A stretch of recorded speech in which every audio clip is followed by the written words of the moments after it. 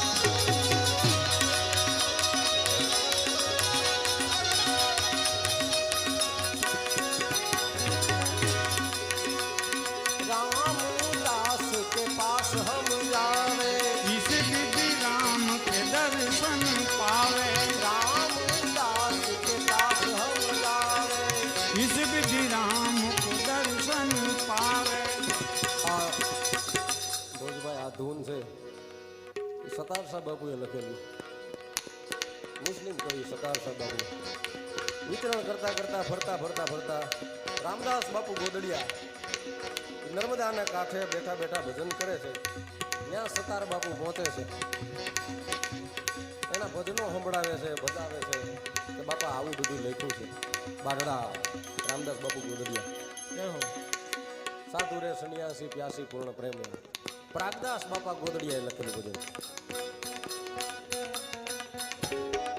પૂછે છે કે તમે ગઝલો ઘણી લખી, ભજનો ઘણા લખ્યા, કૃષ્ણનું ઘણું લખ્યું, મારા રામનું કાંઈ લખ્યું? કે બાપા રામનું હજી લખ્યું નથી. તો કે એકાદું સંભળાવો ને. અને ત્યાં આ બેઠા બેઠા નર્મદાના કાંઠે બેઠા બેઠા ધૂન લખે છે સતાર બાપુ. એટલા માટે કહે છે